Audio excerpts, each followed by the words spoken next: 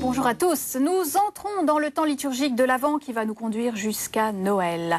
Adèle a 6 ans et trouve que c'est long d'attendre Noël. Elle voudrait tout de suite ouvrir toutes les fenêtres de son calendrier de l'Avent.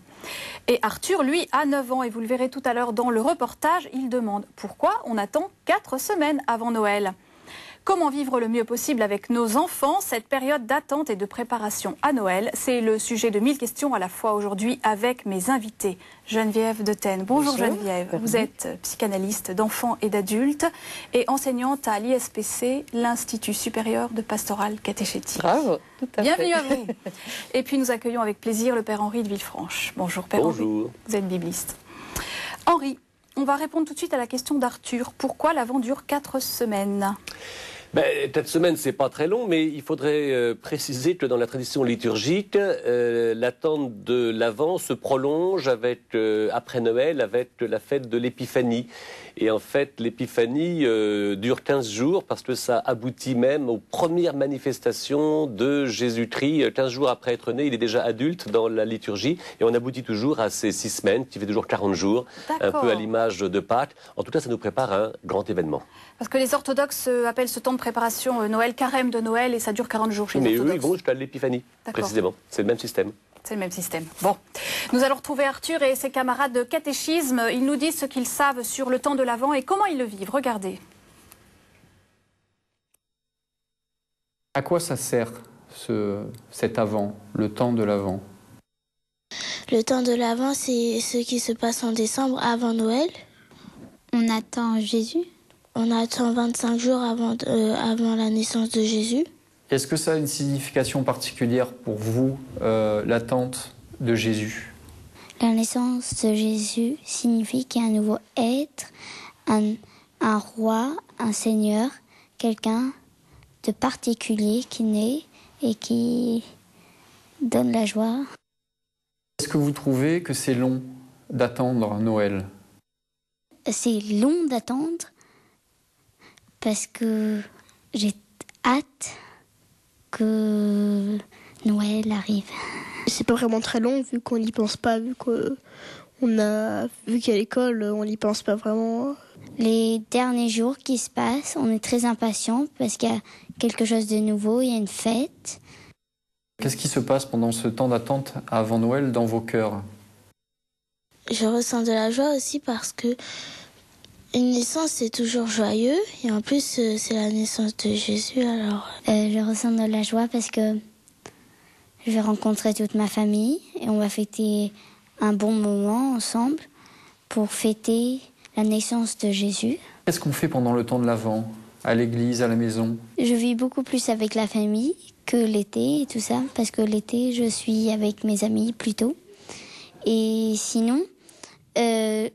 on prépare avec une crèche et des sapins et des guirlandes et beaucoup d'autres choses.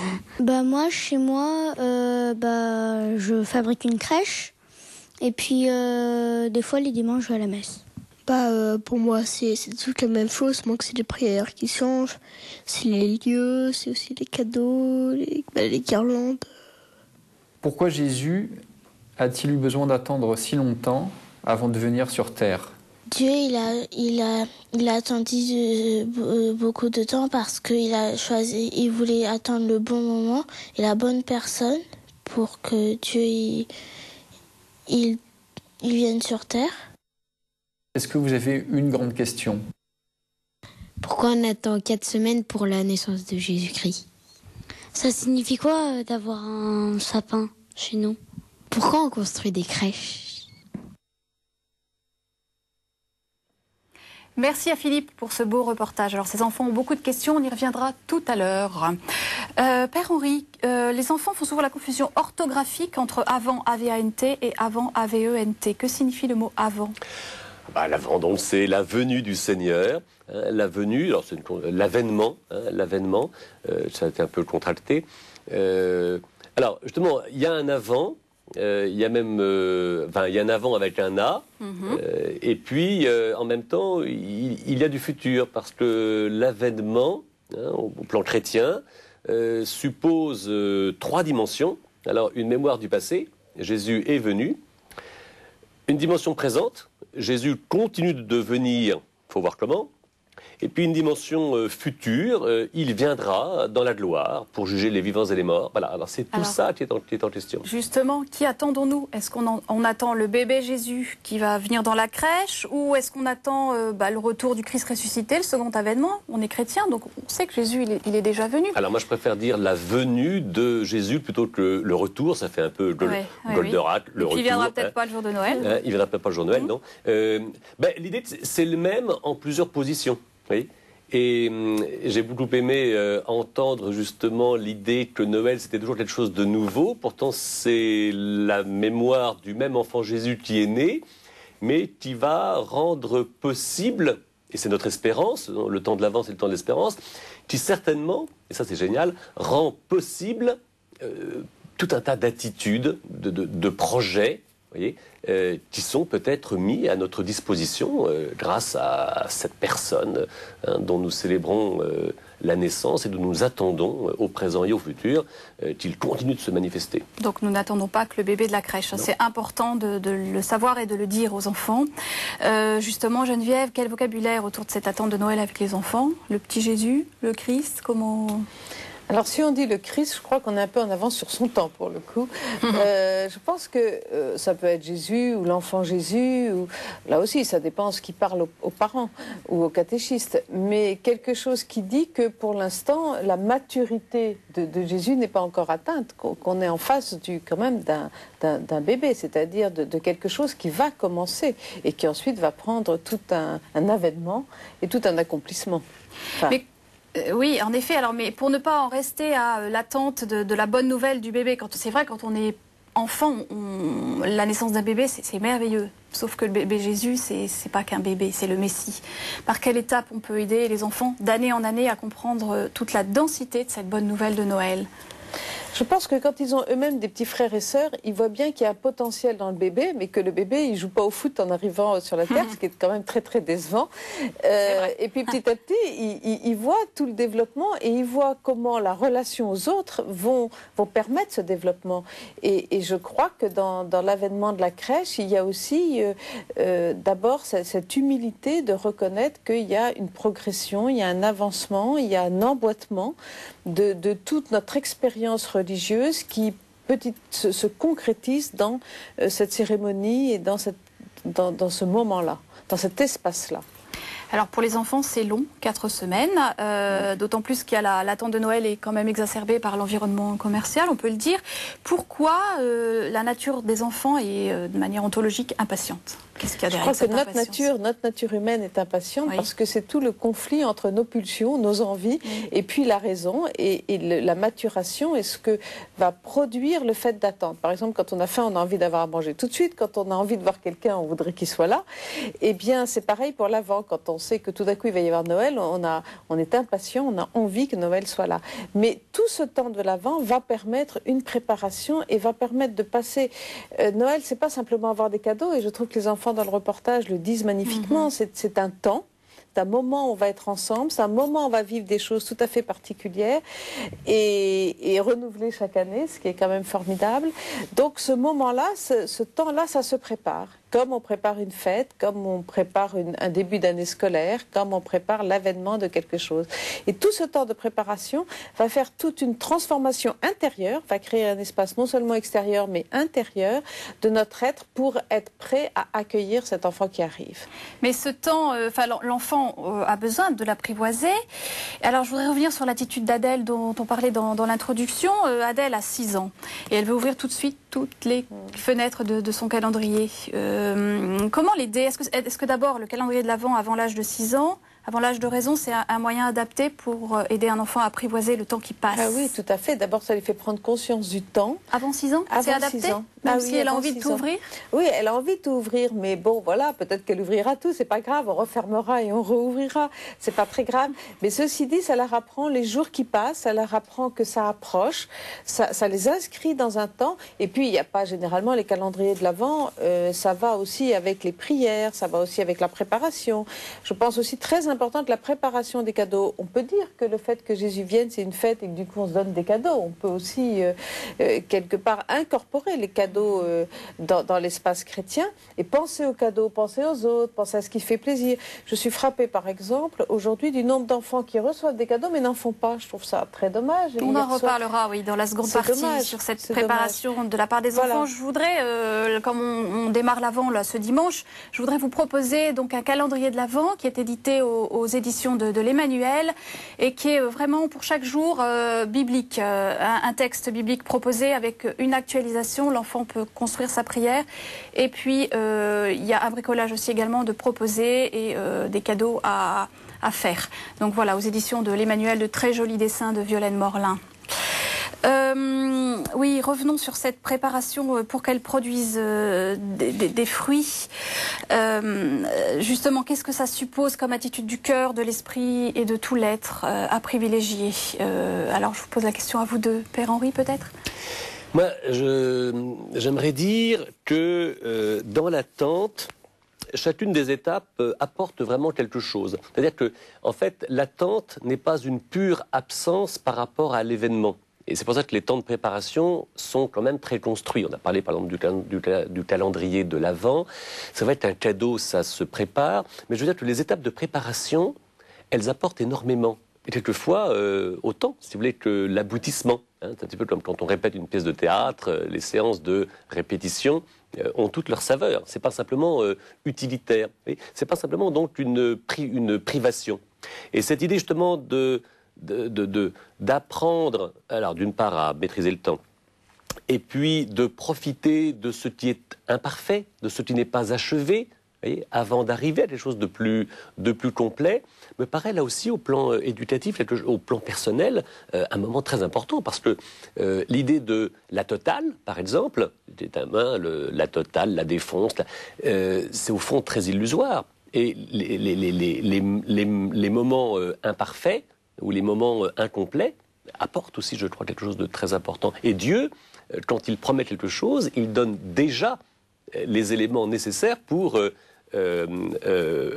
durer dans l'attente et se disposer, se préparer à accueillir quelque chose effectivement d'énorme, quelque chose de très important, d'extrêmement riche. Mais tout ce qui est riche suppose de se préparer pour l'absorber. Sinon, on ne le reçoit pas. Généralement, d'ailleurs, plus on prépare quelque chose, plus on en profite. Et les enfants aussi, c'est vrai pour un voyage. Oui. Et pour les cadeaux, c'est pareil. Plus ils ont préparé des choses, plus ils y ont pensé, plus ils ont eu envie, plus ça a pris de la place dans leur imaginaire, plus ils vont pouvoir en profiter. Je trouve très dommage les enfants qui attendent une Game Boy et puis finalement, au bout d'une journée, voilà, on va passer à autre chose. Parce que ça y est, ils l'ont eu. Donc si on n'est que dans le domaine de l'avoir, eh bien c'est comme un repas, très vite on s'en lasse. Alors que si on est dans quelque chose qu'on va imaginer, qu'on va jouer avec les copains, et puis qu'on va avoir tel jeu, et puis qu'on va utiliser l'argent des grands-parents pour tel jeu, et qu'on va en faire profiter d'autres, du coup il y a toute une élaboration du cadeau qui fait qu'il va s'inscrire dans le temps. Et je crois qu'il y a une grande richesse dans le penser avant, dans l'imaginaire de ce qui va se passer et dans la préparation. L'imagination, par exemple, vous disiez que quand le petit frère naît, il ne va pas jouer au foot immédiatement. Mais on y a pensé. Et il jouera au foot un jour. Ouais. Vous voyez, je veux dire... Oui, c'est ça. L'imaginaire est très important dans la préparation. Oui.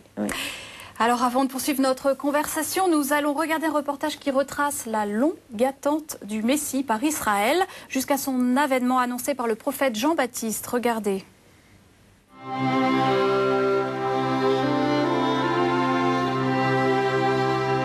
Au commencement, Dieu crée l'homme et la femme pour tisser avec eux une réciprocité d'amour. Mais à l'épreuve de leur liberté, ces derniers doutent de leur Créateur. Et la terre se remplit de mal et de violence. Avec Noé, Dieu renouvelle son projet d'alliance avec l'humanité. À Abraham, le père des croyants, il promet une terre, une descendance. Par Moïse, il conclut une alliance d'amour avec ce peuple naissant. De nombreuses fois, le peuple hébreu se montre infidèle. Pourtant, Dieu, dans son infinie patience, ne l'abandonne pas à son péché. Pendant des siècles, il envoie des prophètes afin de rappeler son grand amour pour l'humanité qu'il a créée. Par la voix d'Ézéchiel, il promet l'Esprit Saint que le prophète compare à une eau pure pour changer le cœur de pierre en cœur de chair. Le prophète Isaïe a vécu à Jérusalem 700 ans avant Jésus-Christ.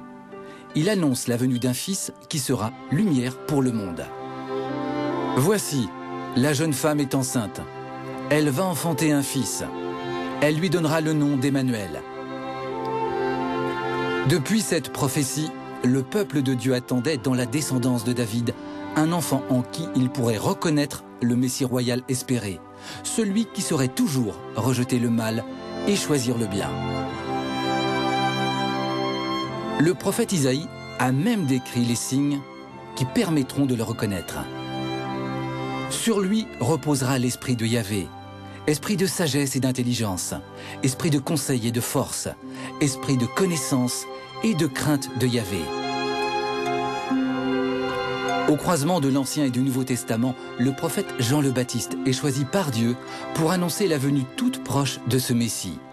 Il parcourt toute la région du Jourdain en proclamant un baptême de conversion comme il est écrit au livre des paroles du prophète Isaïe. Préparez le chemin du Seigneur, rendez droit ses sentiers. Les foules l'interrogeaient en disant « Que faut-il donc faire ?» Jean-Baptiste leur répondait « Que celui qui a 2 tuniques partage avec celui qui n'en a pas, et que celui qui a de quoi manger fasse de même. Moi je vous baptise avec de l'eau. Je ne suis pas digne de délier la courroie des sandales de celui qui vient. Lui vous baptisera dans l'Esprit Saint et le feu. » Et par bien d'autres exhortations, il annonçait au peuple la bonne nouvelle de la venue du Messie en Jésus. Infiniment patient et miséricordieux, Dieu est fidèle. Sa promesse d'amour éternel avec l'humanité aboutit avec la venue de son Fils Jésus-Christ. Jean-Baptiste est le premier témoin de la réalisation de cette promesse d'alliance. Vous pouvez télécharger et revoir ce reportage sur le site internet de Keteo, rubrique émission 1000 questions à la fois.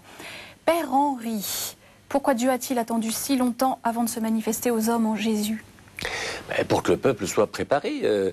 Dieu n'est pas tout seul. Oui, mais c'est vraiment très long. Oui, mais il faut, mais attendez, le temps, moi j'ai vraiment la conviction que le temps c'est valorisant. Et on grandit dans le temps. Moi je suis heureux de vieillir en un sens. Hein.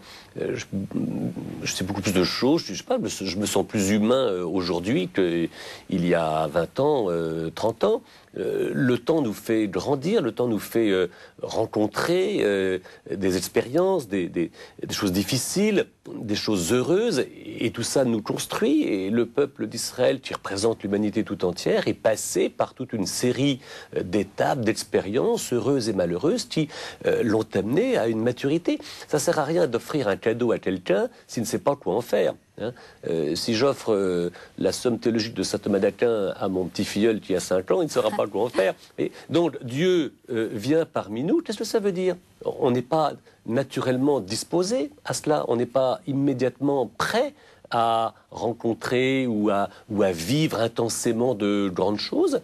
Et ce temps, encore une fois, si on reproche seulement que les étapes elles-mêmes ne sont pas vides, eh ben, ce chemin de croissance est une bonne chose. D'ailleurs, grandir. Il y a une petite fille, je crois, dit, hein, il s'agit de grandir, et à la fois dans la foi, dans l'attente et dans le désir.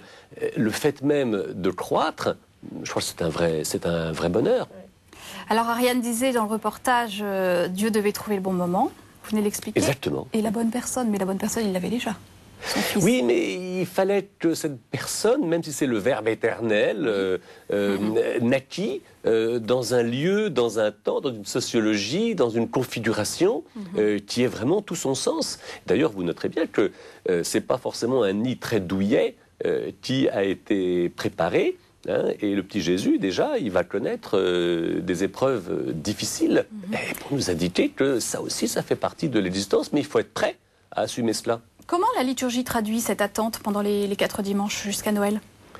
Elle le traduit par le récit, justement, qui nous met en contemporanéité avec tous ceux qui ont vécu cette attente et qui l'ont racontée. Vous voyez, la Bible raconte une histoire d'hommes et de femmes qui ont vécu cela, qui en ont profité, qui ont analysé, et qui du coup ont produit quand même de bons fruits. Et nous arrivons après eux. Donc ils nous ont beaucoup renseignés et on profite de leur expérience.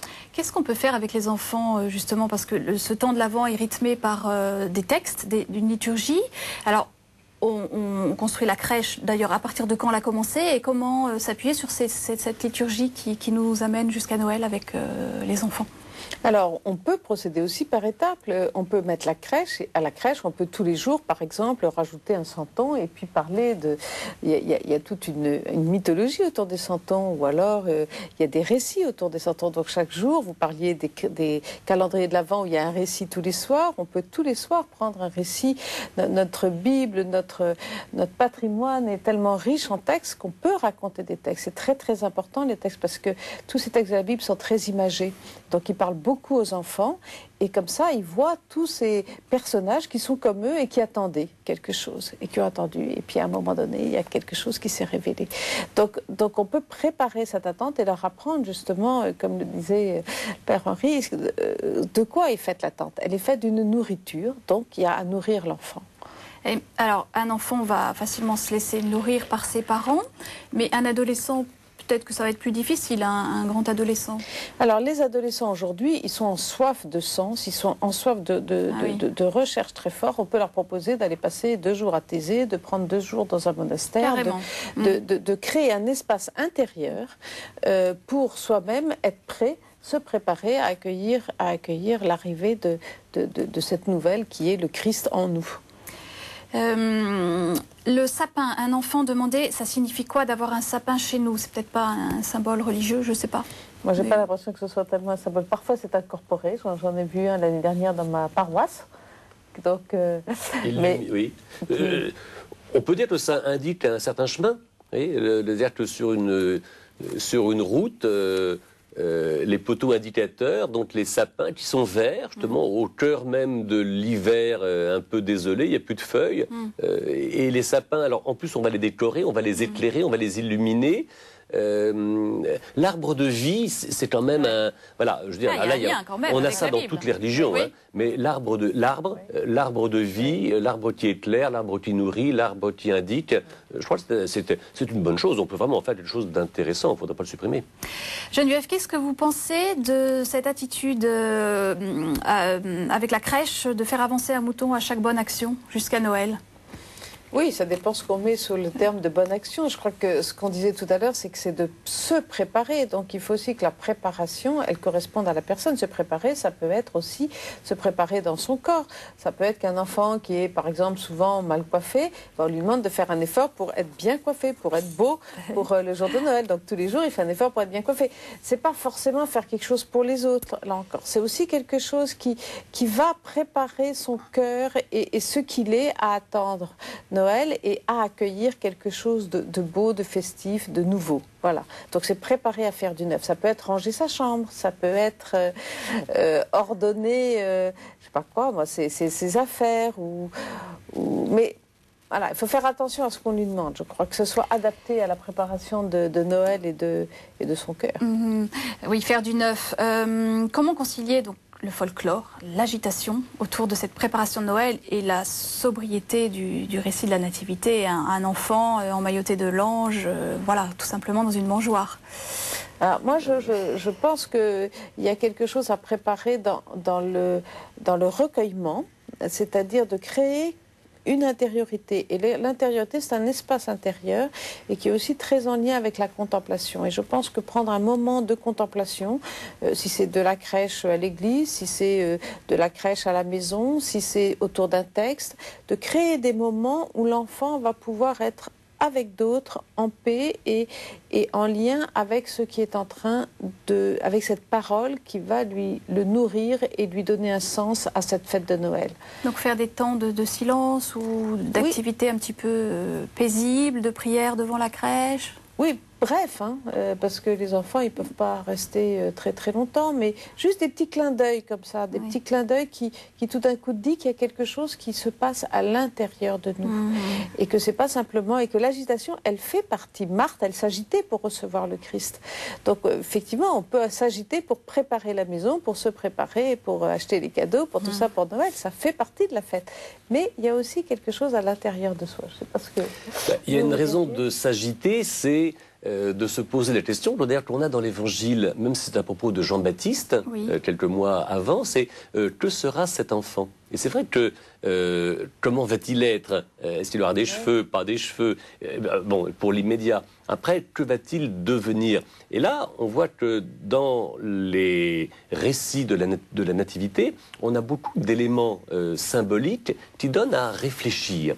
Et de pouvoir proposer ces événements, ces éléments plutôt, pour ouvrir sur l'avenir de cet enfant, me paraît très intéressant. Notre émission se termine. Merci à vous, Geneviève. Merci Père Henri. Merci à vous.